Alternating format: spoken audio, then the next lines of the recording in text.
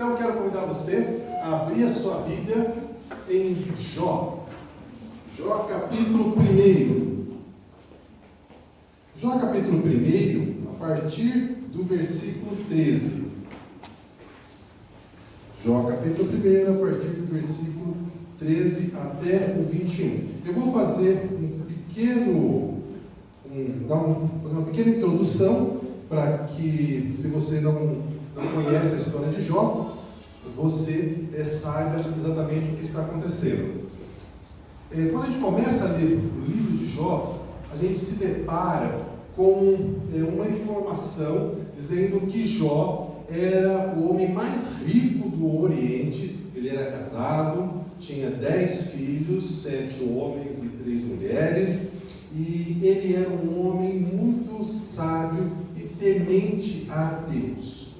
E aí então, a partir dessa informação, a Bíblia pula para uma conversa que começa a acontecer no céu.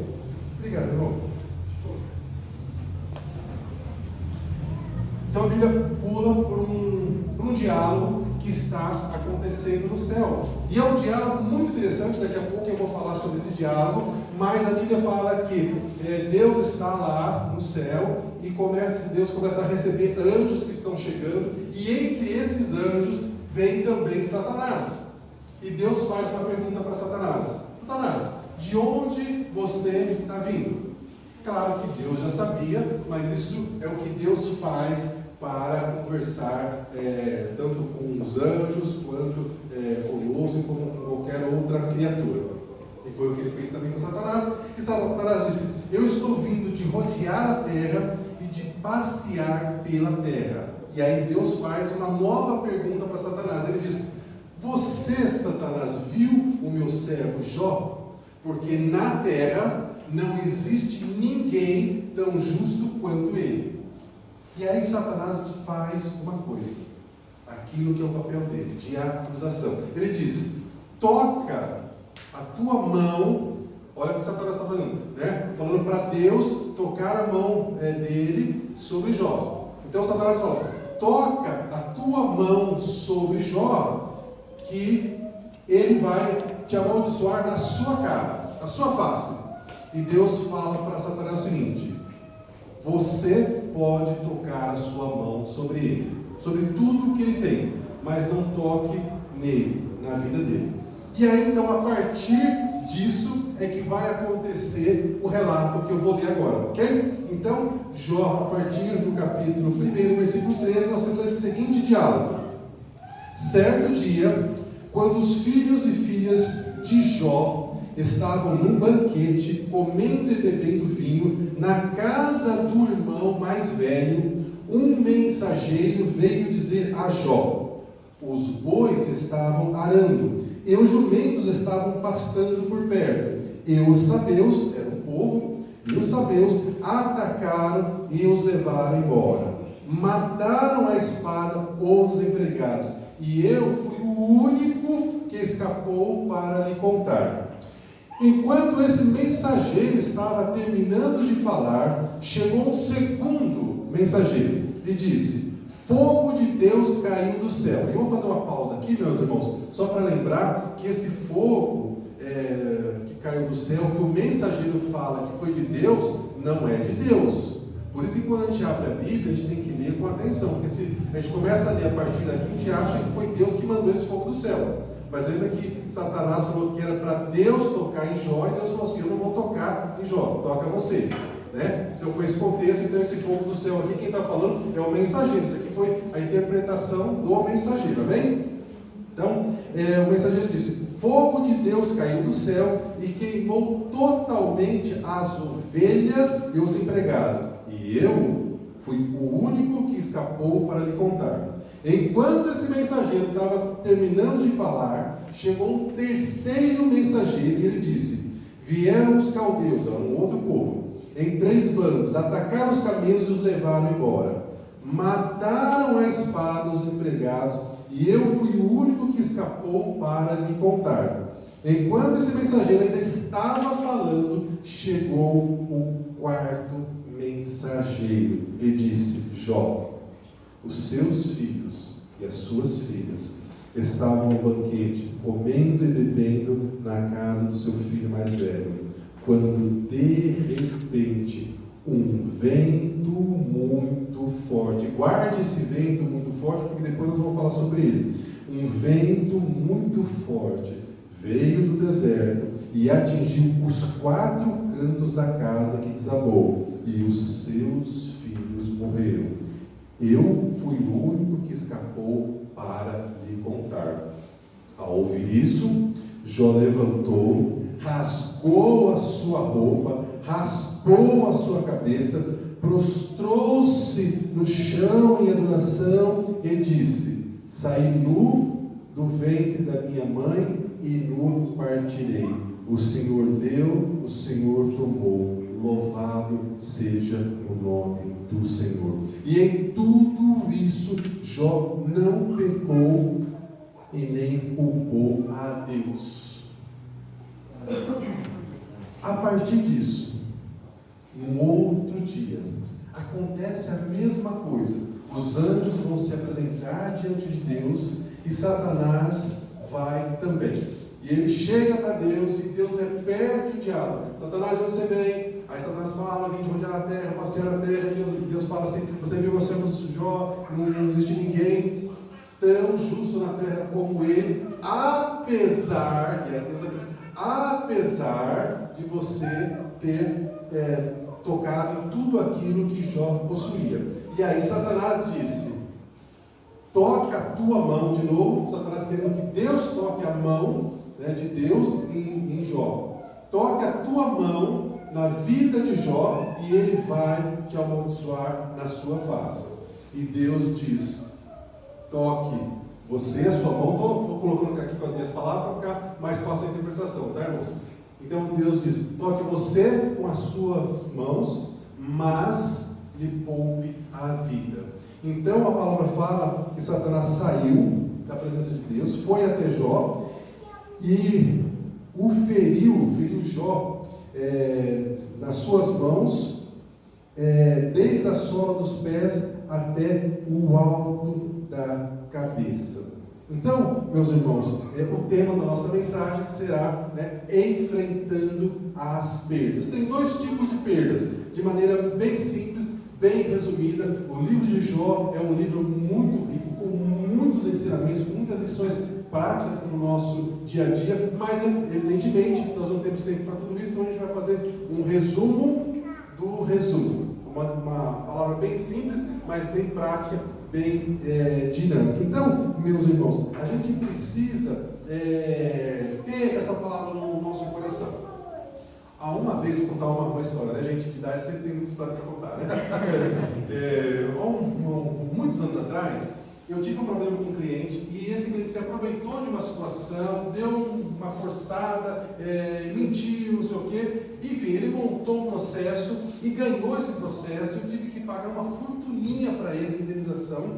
E eu me lembro que eu saí da audiência, eu estava na calçada do fórum, mas eu estava revoltado, porque aquilo era muito injusto.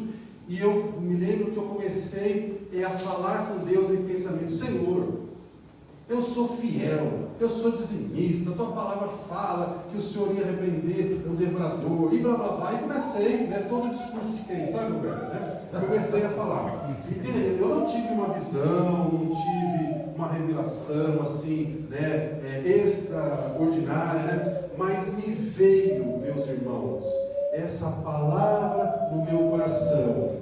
Certo dia os filhos de Deus vieram se apresentar, e junto deles veio Satanás, e ele disse, e Deus disse para Satanás: você viu o meu servo Jefferson? Você viu como ele é justo? E Satanás disse para Deus: sabe por que o Jefferson é justo? Porque o Senhor coloca uma cerca, uma proteção sobre ele, que é o que Satanás falou para Deus sobre Jó, né?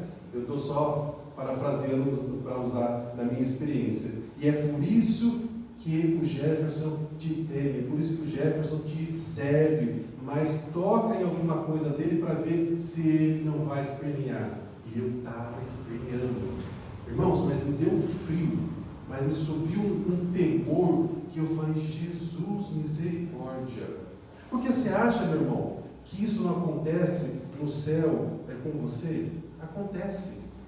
A palavra fala que Satanás é o nosso acusador. E se você estava perguntando, mas por que Satanás subiu até o céu? Ele subiu até o céu junto com os anjos, justamente para acusar Jó.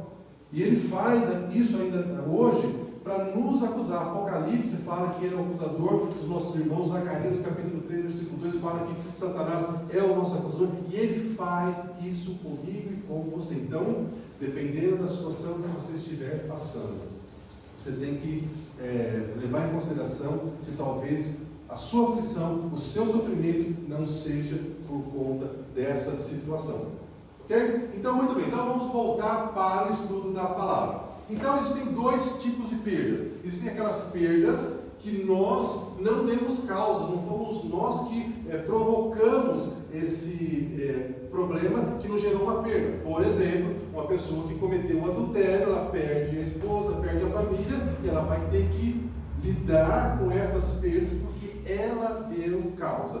Uma outra situação, uma pessoa que é um representante, um autônomo, ou mesmo um funcionário, não tem controle emocional. Aí ele briga com o seu cliente, ou briga com o seu patrão, e é demitido, ou pede demissão, ou pior ainda, é demitido e não consegue uma nova recolocação profissional, fica sem ter um ganho mensal e tem que lidar com essas perdas financeiras e com todas essas consequências. Então, existem perdas de uma pessoa, por exemplo, que está numa depressão profunda. Ela não causou nada, mas ela teve um problema e ela está numa depressão profunda, perdeu a vontade de viver e é uma coisa grave que precisa ser trabalhada.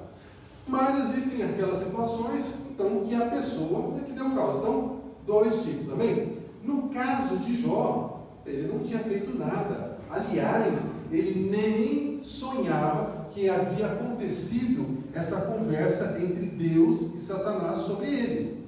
Jó estava apenas reagindo a tudo isso. Mas, como se não bastasse toda aquela situação que eu falei, que ele perdeu todos os bens e perdeu os filhos, então agora, depois da segunda conversa com Satanás, Jó ele é acometido por uma doença grave, que começa a abrir feridas por todo o corpo dele, talvez uma lepra, talvez um câncer de pele muito agressivo. Então Jó ele sente dores fortíssimas e muita coceira. Então vamos lembrar, né? Jó está careca, está em luto por causa dos filhos, e aí ele diz que ele se senta sobre as cinzas e com um cabo de telha ele fica se coçando.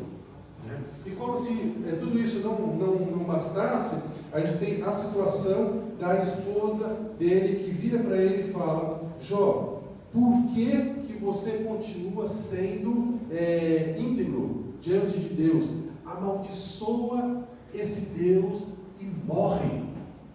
Olha, irmãos, que palavra mais fora de hora. Aliás, uma palavra dessa não tem hora nem para dizer, mas como é importante nós termos trava na boca, porque uma palavra pode trazer bênção ou pode trazer maldição. Mas em tudo isso, Jó se manteve sincero com Deus, porque ele sabia que Deus tinha algum propósito naquela situação. Então, meus irmãos, o que é que fortaleceu Jó para que, apesar de todas essas desgraças, ele continuasse com a sua fé firme em Deus? Eu tenho para mim que é aquilo que o apóstolo Paulo fala em Romanos capítulo 12, versículo 2, que nós não podemos nos conformar com o mundo que nós vivemos. E não estou falando de mundo, de sociedade, estou falando da nossa casa, da nossa vida particular. Nós não podemos nos conformar com o tipo de vida que nós estamos vivendo. Se a sua vida não está como você acha que ela deveria estar, você não pode mesmo se conformar com isso, e você tem que fazer alguma coisa. O que é que você vai fazer? Você vai transformar a sua mente. E transformar a sua mente pelo poder da palavra de Deus. Porque aquilo que eu não consigo realizar hoje, se Deus mudar a minha mente, se Deus mudar o meu coração, amanhã eu consigo resolver. Se eu não conseguir amanhã, eu consigo depois. Então, mudar a nossa maneira de pensar, meus irmãos, é como efeito dominó. Muda tudo, porque da maneira que eu penso, eu começo a reagir e tem uma sequência nisso, uma série de reações. Então, eu tenho para mim que Jó tinha a mente dele, o coração dele transformado pela palavra de Deus, porque em Jó no capítulo 2, no capítulo 42, ele fala assim: antes eu conhecia Deus de ouvir falar. Então, tanto que Jó ouviu falar de Deus, que a fé dele era uma fé firme, era uma fé inabalável, apesar de todas essas tragédias, e não foram poucas as tragédias. Então, uma outra coisa que eu penso que foi fundamental para Jó poder se manter firme, foi, primeiro então, conhecer a palavra de Deus, conhecer os planos que Deus tinha para ele, e a segunda coisa, meus irmãos, é ter domínio próprio. Domínio próprio significa controlar eu mesmo. Você consegue controlar você mesmo? Você é uma pessoa controlada?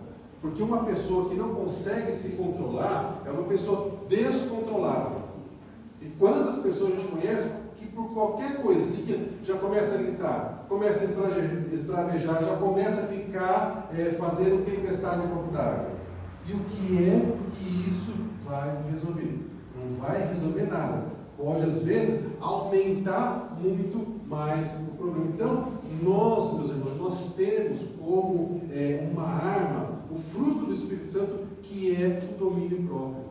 A gente precisa ter domínio próprio para lidar com perdas, seja porque eu causei a perda ou porque eu não causei a perda, mas eu estou enfrentando a perda de qualquer forma. Eu preciso ter domínio próprio.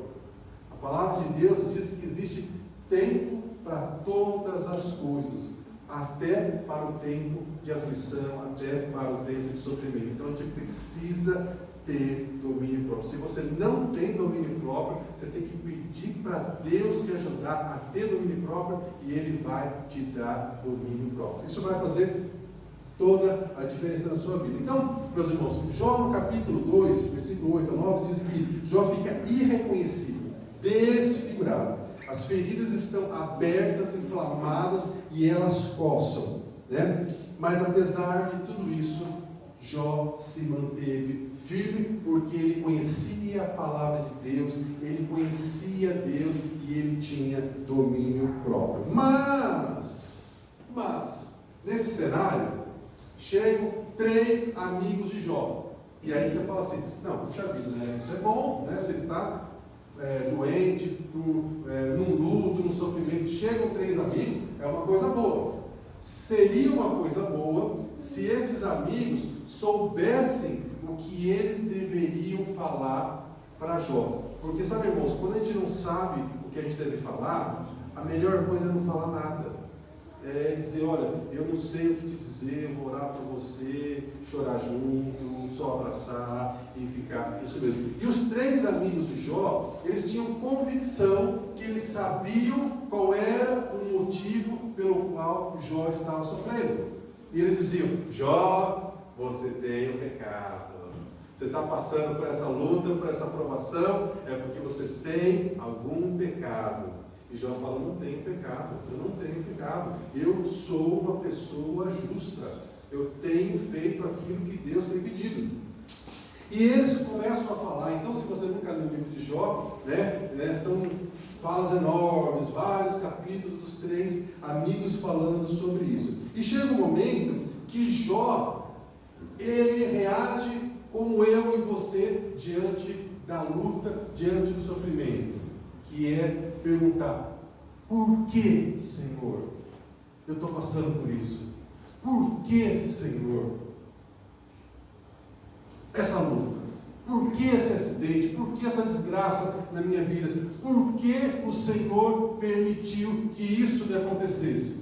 Eu não sei se você já passou por isso, Mas eu já vi muita gente falando assim: ah, meu irmão, nessas horas de aflição, você não tem que perguntar por quê, mas para quê. Meu irmão, quando você está moído pela dor, você quer saber de diferença de porquê, para quê? Você quer saber se existe um propósito para aquilo, para te conformar, te consolar. Não tem palavra mais bonita, mais adequada para quem está no luto, para quem está na dor. Está doendo. Eu preciso saber se Deus está vendo a minha dor, se Deus está se importando comigo, se existe algum motivo, se existe alguma explicação. Porque se houver uma explicação, eu vou enfrentar. Se eu sei que Deus está comigo, eu vou enfrentar. Mas se eu não sei disso, eu vou para o desespero. E é isso que a gente vê nas pessoas. E Jó, então, ele chega nessa situação. E ele faz 16 perguntas para Deus. Por que eu nasci? Por que eu não morri enquanto eu estava no ventre da minha mãe? Por que eu não nasci morto? Por que a minha mãe me amamentou? Poderia me deixar morrer de fome? Por quê? Por quê? Por quê? E ele chega a um grau de desespero que ele amaldiçoa o dia que ele nasceu. Ele diz, no capítulo 10, a minha vida só me dá desgosto. Olha o tamanho da angústia que ele estava vivendo. Então, meus irmãos, Jó faz 16 perguntas. E a resposta de Deus é silêncio. Nenhuma resposta. E quantos de nós já não passou por isso? Está no momento de dor, de dúvida, de ter que tomar uma decisão, e a gente ora e Deus responde com silêncio. Então, meus irmãos, a palavra fala que Deus não nos deixa ser provado além das nossas forças. Então, cada um de nós tem um limite diferente. Para cada um de nós é uma prova diferente. É um tempo de aflição, de sofrimento diferente. Então, se você está passando pela sua e ela ainda não terminou, tenha certeza, na agenda de Deus tem dia e hora para esse sofrimento terminar. E Ele vai te ajudar enquanto isso não acabar. Mas nós precisamos ter convicção da palavra de Deus. Nós precisamos ter domínio próprio para, enquanto não chegar esse dia e essa hora, esse sofrimento terminar, a gente se manter firme na palavra de Deus. Então, meus irmãos, Jó fala no capítulo 13 que ele quer duas coisas. Ele quer que Deus retire a mão de cima dele, porque ele acha que Deus que está castigando ele, e ele quer se apresentar diante de Deus. Ele diz: chama-me, Senhor, e eu responderei. Ele quer se apresentar diante de Deus para dizer que ele não merece aquilo que ele está passando. Então, depois que a esposa falou com Jó, depois que os 3 amigos de Jó falaram com Jó, depois que o próprio Jó falou um monte de coisa, então chega o momento em que Deus vai falar com Jó. Oh, aleluia, glória a Deus por isso. E aí, meus irmãos, vem aí um outro mistério, o motivo pelo qual eu e você sofremos não está explicado de maneira clara. Olha, o sofrimento humano é por esse e aquele motivo. Até porque são muitos tipos de sofrimentos, muitas causas diferentes. Talvez não fosse possível escrever tudo isso de maneira muito explícita, muito clara. Então, Deus se apresenta para Jó e ele fala no capítulo 42, versículo 5: antes eu conhecia Deus de ouvir falar, mas agora os meus olhos te veem. Então, meus irmãos, Deus permite que Jó tenha uma experiência de ver ao Senhor. E aí a gente tem que voltar no começo do livro de Jó para lembrar que aquela conversa entre Deus e Satanás aconteceu no céu e alguém precisou contar para Jó que aquilo aconteceu e ficasse registrado na Bíblia para que eu e você soubéssemos. Amém? Então, meus irmãos, tenho eu comigo, isso não está na Bíblia, mas penso que foi Deus que disse para Jó o que tinha acontecido no céu e por que ele tinha passado por todas aquelas lutas e aquelas aflições. É bem verdade que muitos teólogos dizem, não, Jó não viu Deus, isso aí é só uma força de expressão, uma experiência que ele teve. Mas no capítulo 38 está escrito que Jó viu Deus através de um redemoinho. Lembra que eu falei no começo, olha, os filhos de Jó morreram por causa de um vento muito forte? Eu falei assim, guarde esse vento muito forte, que depois a gente vai falar sobre ele. Então, os filhos de Jó morreram por causa de um vento muito forte. Mas quando Deus se manifesta a Jó, ele se manifesta através de um redemoinho, talvez um tornado, e algumas traduções traz como se fosse uma tempestade. Então deve ter sido, um redemoinho em meio a uma tempestade. E a partir desse redemoinho, Deus não respondeu a nenhuma das 16 perguntas de Jó, mas o Senhor lançou 70 perguntas para que Jó respondesse, porque Jó disse, chama-me que eu vou responder. E Deus então, em vez de responder as perguntas de Jó, Deus demonstra o quão grande Deus é, o quão majestoso, o quão poderoso Ele é, que Ele está no controle de todas as coisas. Então, se Ele pode fazer aquilo que é grande, aquilo que é impossível, que dirá o possível, que é conhecer e abençoar a vida de uma pessoa. Sabe, meus irmãos, nós temos a impressão que nós estamos em terra firme. Quantos de vocês têm medo, por exemplo, de andar de avião? Levanta a mão para eu saber. Eu também tenho, mas eu sempre ando de avião. E uma coisa muito curiosa, quando quem tem medo de andar de avião, é que quando a pessoa desce do avião, ela sente aquela alegria, assim, estou em terra firme, né? Às vezes em filme a gente deve ver a pessoa beijando o chão, assim, tão desesperada porque ela estava de descer do avião. Mas meu irmão, minha irmã, o planeta está flutuando. Que terra firme é essa? Você já parou para pensar nisso? A gente acha que a gente está em terra firme, mas se você pensar no planeta como um globo, ele está flutuando no espaço. E é Deus que controla o nosso planeta para que ele não caia. Entende? Então, meus irmãos, olha as perguntas que Deus fez para Jó. Jó, onde você estava quando eu lancei os alicerces do mundo? Se você já construiu uma casa, se você é construtor, pedreiro, você sabe do que Deus está falando. Quem definiu, Deus perguntando para Jó, Jó, quem definiu as dimensões da terra? Lembrando que em Gênesis, a palavra fala que a terra era sem forma e vazia. E aqui Deus está dizendo, Jó, quem foi que definiu as dimensões da terra? Jó, sobre onde os alicerces da terra foram colocados? Quem foi que lançou a pedra angular? Enquanto os anjos, as estrelas da manhã cantavam e os anjos gritavam de alegria. Então, resumindo aqui, Deus está dizendo o seguinte, Jó, enquanto eu estava lançando os fundamentos da terra, os anjos estavam cantando. Se você gosta de trabalhar ouvindo música, saiba que Deus também. Quem gosta de trabalhar ouvindo música? Glória a Deus. Então saiba, meus irmãos, que Deus também, só que Deus faz isso com música ao vivo. Glória a Deus.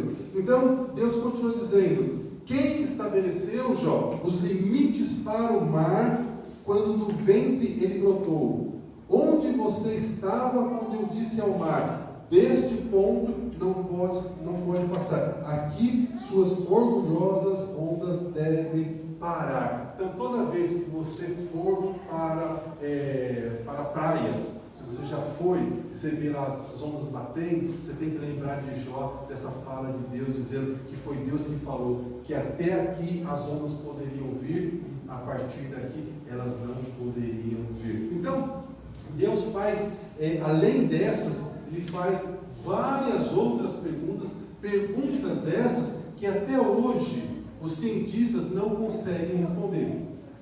Né? Talvez consiga responder hoje as 5, 10% das perguntas, mas a grande maioria, apesar de todos esses anos, de todo o conhecimento, ainda não é possível responder. Então, Jó no capítulo 42, versículo 2, ele diz: bem sei, Senhor, que tudo podes e que nenhum dos teus propósitos podem ser frustrados. Nenhum dos planos de Deus podem ser impedidos. E aí a palavra diz que Deus restituiu para Jó em dobro tudo o que ele tinha.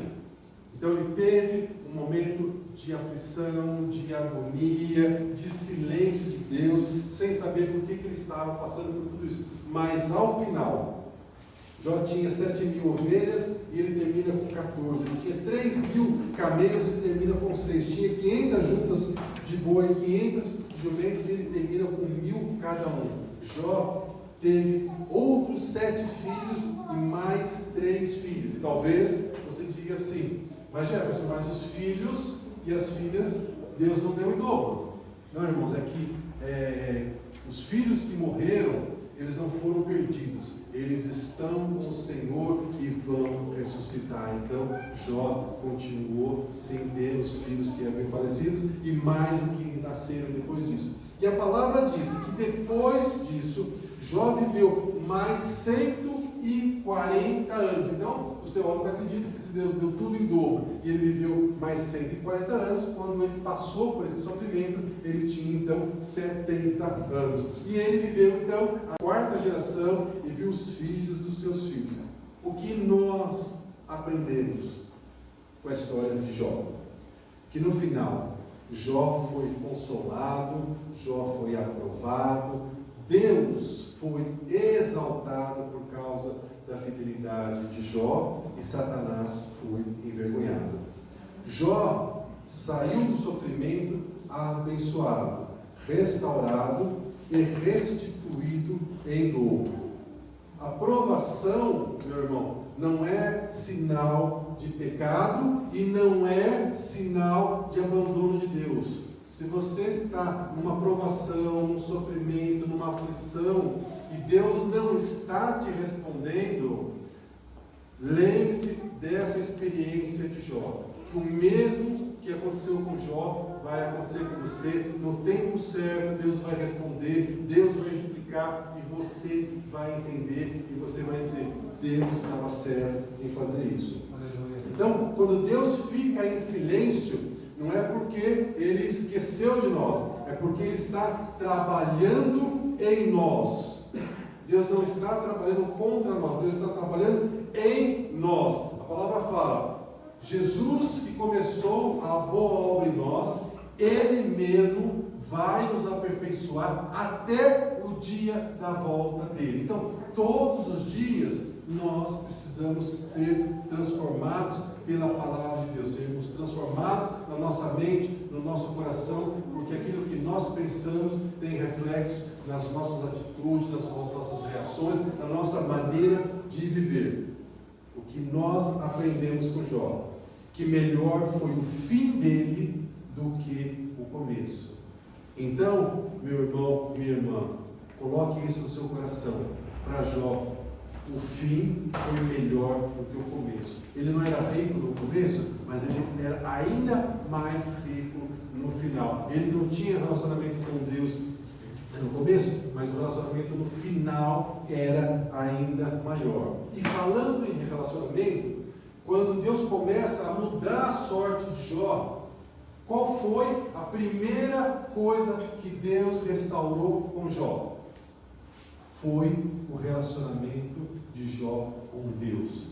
Deus começa a conversar com Jó. Então, se você está num processo de restauração com Deus, processo de restauração na sua área financeira, na sua área sentimental, no relacionamento com os seus filhos, você tem que lembrar que a primeira coisa que você precisa restaurar é o seu relacionamento com Deus, porque Ele vai te dar um novo coração, um coração que vai obedecer a palavra de Deus e vai te dar coragem e estrutura para fazer tudo aquilo que precisa ser feito e também não fazer aquilo que a sua carne vai querer fazer muitas vezes. Muitas vezes a vontade da nossa carne é reagir com bateu, levou, né?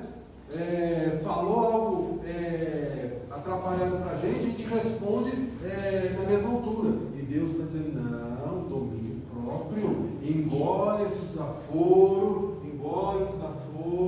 não responde, deixa que eu vou tratar com essa pessoa. Entende? Então, só quem tem um coração regenerado é que consegue fazer isso. E nós então precisamos sempre estar cuidando do nosso coração. O coração são as fontes de vida. A Bíblia fala que a boca fala do que está cheio do nosso coração. Então, se a gente já está com muita vontade de falar coisas erradas, de magoar as pessoas, de ferir as pessoas com as nossas palavras, a gente tem que pedir para que Deus mude o nosso coração. E foi o que Deus fez com Jó. A primeira restauração que Deus fez foi na vida de Jó, foi mudar o coração dele, e ele disse: agora os meus olhos te veem. E meu irmão, quando nós temos uma experiência com Deus, uma experiência real, o nosso coração é mudado para sempre. Então, eu quero convidar você a ficar em pé e quero profetizar na sua vida a palavra de Deus, que da mesma forma que Jó teve a restituição em dobro em todas as coisas, assim também será na sua vida. Se os irmãos do louvor quiserem voltar, fiquem à vontade, viu? Irmãos, em Romanos capítulo 8, versículo 18, o apóstolo Paulo declara: tenho convicção que as aflições dessa vida não podem se comparar com a glória que está preparada para nós.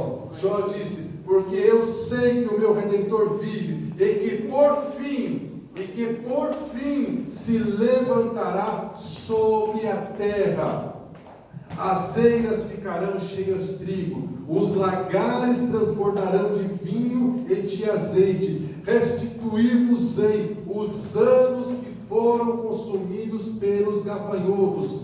Vocês comerão abundantemente e vos fartarão e louvarão ao Senhor Deus. O meu povo não será envergonhado, e há de ser que depois disso derramarei sobre o meu espírito, sobre toda a carne. Vossos filhos e vossas filhas profetizarão, e os vossos velhos terão sonhos, e os vossos jovens terão visões.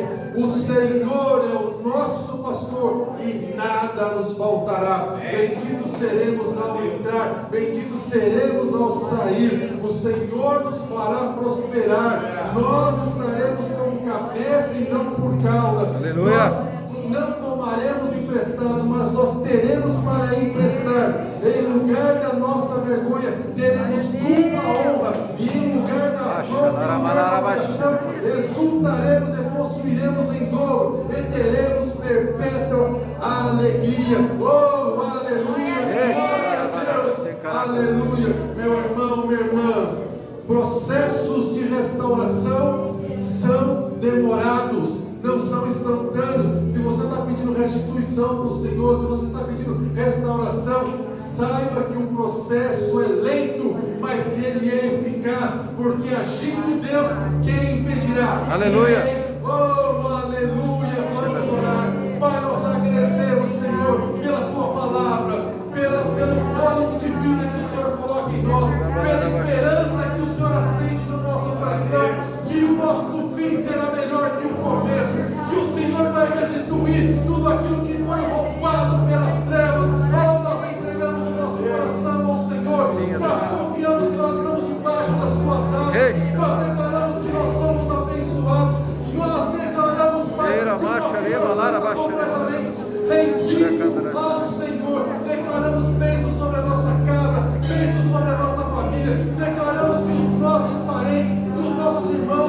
nossos filhos se renderão ao Senhor, oh, que os nomes deles serão escritos no livro da vida, que eles terão experiências maravilhosas com o Senhor, terão sonhos proféticos, terão visões do teu Espírito Santo.